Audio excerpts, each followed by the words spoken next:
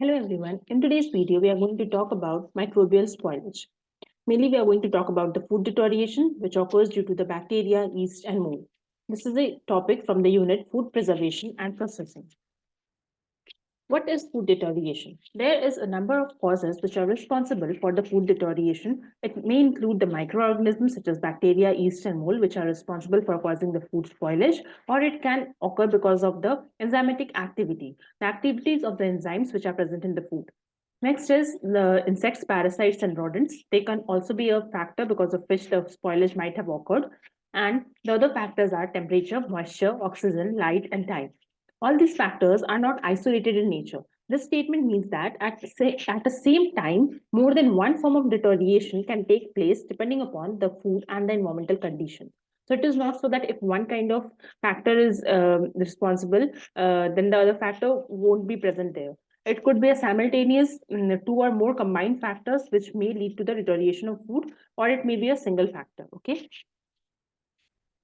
Now, next is microbial spoilage.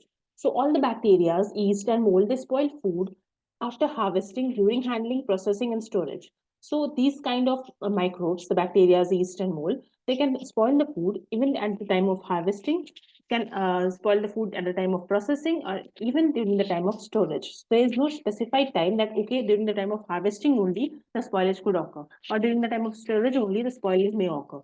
During the time of harvesting till this time of storage, the spoilage could occur at any point of time. But all the microorganism does not cause food spoilage. So we cannot conclude that all the microbes are responsible for causing the food deterioration. There are some of the useful microbes also which are used for the processing of different kinds of foods. Okay, such as the use of lactic acid producing bacteria, which is used in the making of cheese and the fermented dairy products. The use of yeast, which is used as a leavening agent and for the production of wine and beer. These are some of the beneficial microbes. So it is not okay to tell that, okay, all the microbes are responsible for food spoilage. There are several microbes which are beneficial microbes. Okay. Now, next is except the microorganisms that are specially used under controlled conditions, they are cultivated for their beneficial effects. There are other microbes that multiply on the foods, and they are frequently responsible for the spoilage that is occurring in the food. Okay, they are the major causes of the food deterioration. We'll be talking about the bacteria in a summarized way. So bacteria are minute unicellular plant-like microorganisms. The length of a bacterial cell is about 1 micrometer, and it may be somewhat smaller than this in diameter. The bacteria are classified according to the shape of their cells. They're such as cocci, they are spherical in shape. The bacillus, they are elongated cylindrical forms, and the spirilla and vibrios are spiral. Okay, so they multiply by the cell division, and it is a very important point to note that the bacteria can double their numbers every 30 minutes. Okay, so it is generally asked in the examinations. So you need to note this point and keep it in mind that all the bacteria, they can double their population after every 30 minutes under the favorable conditions. There are some bacteria which cannot tolerate the oxygen, and they are called anaerobes, while some of the bacteria, they require oxygen for growth, and they are called aerobes. While some of them, they can grow in the atmosphere, which is devoid of oxygen, but they can also manage in air. So this type of bacteria are called facultative anaerobes. So I hope the slide is clear. So the basic points to note are bacteria are unicellular, and their size is about 1 micrometer or even smaller. And next is they occur in different shapes such as cocci, rod-shaped cylindrical forms such as the bacilli, and spiral form as spirilla and vibrios. Next important point was that they can double their population after every 30 minutes. Now we'll be talking about yeast. Again, yeast are also unicellular as the bacteria were, and they are widely distributed in nature. They grow in a slightly acidic medium and in the presence of sugar and water. So what are the essential things which are required for its growth? The sugar, water, as well as a slightly acidic medium. They are found in fruits, cereals, and other foods containing sugar. They are also found in soil, air, on the skin, and in the intestines of animals.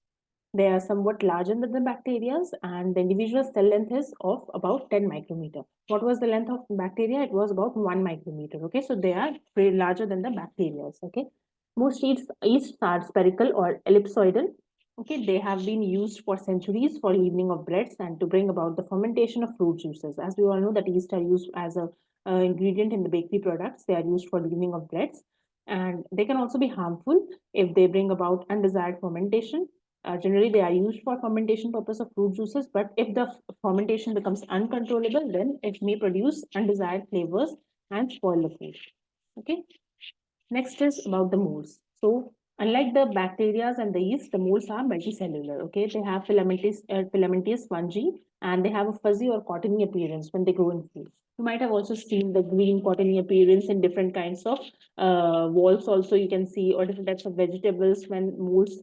They are spoiled by molds. There's a kind of cottony appearance, green color or white color appearance you could see, which occurs or grows in the food. These are called molds. They are larger than the yeast and they are strictly aerobes. Aerobes means they require oxygen for growth and multiplication. They tend to grow more slowly than bacteria, and they are frequently thriving in the conditions of acidity or of osmotic pressure, which is generally found in the jams and jellies. Okay, therefore they generally grows on this kind of food products. They are acidic as well as the osmotic pressure.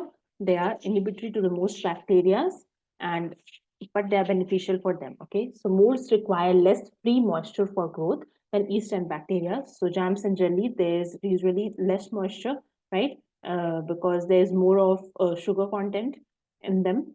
So the free moisture which is present is quite less in this kind of food products. So they generally grow in such kind of food products. Okay, so the absence of bright light and presence of stagnant air favors their rapid development. So they don't require bright light.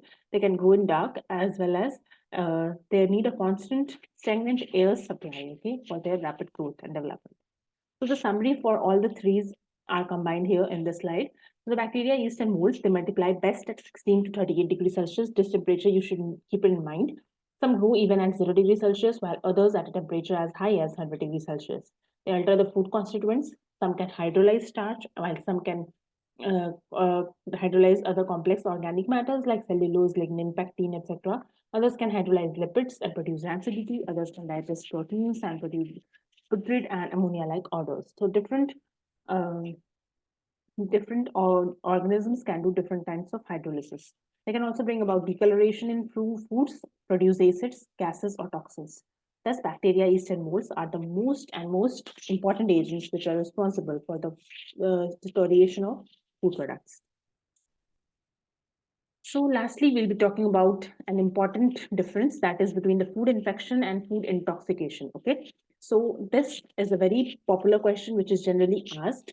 So what is the basic difference between food infection and food intoxication? Generally, people think that they are the same terms, but it is not. Infection, they occurs on account of organism present in the food at the time of consumption. If you are eating a food and it contains a live organism which will enter into the host body and then cause disease, it is called food infection. While the intoxication is that in which the toxin which is produced by the bacteria is present prior to consumption in that food product. And after consumption, because of that toxin, it was present there earlier, it causes disease upon ingestion. So there is a quite a huge difference between both of them. The earlier one, that is food infection. In food infection, the live organism is present at the time of the food being consumed. It enters the body and then grows in the host and causes disease. While the food intoxication occurs when the bacteria they have produced the toxin, and that food product which is being consumed has a toxin which is being produced by the microbes. It enters into the body and then causes disease upon ingestion. Okay, this is the main difference. The toxin of Clostridium botulinum is produced only in the aerobic conditions, and it is mainly found in the canned products. It is also a general question which is always asked, that in the canned products, which kind of toxin is produced? So that is for Clostridium botulinum. Okay, it also grows in yeast in airtight packages. And in frozen conditions, the Clostridium botulinum survives but is not able to grow. Hence, frozen foods, they do not present the hazard of botulism. So if you keep the canned products in frozen form, then in the Clostridium botulinum would definitely survive, but it won't grow. So frozen foods, they do not possess the hazard of botulism. Okay, so that was all about this topic. So I hope you find the video informative, and if you do so, then please do like, share, and subscribe to Food Tech Section. Thank you so much.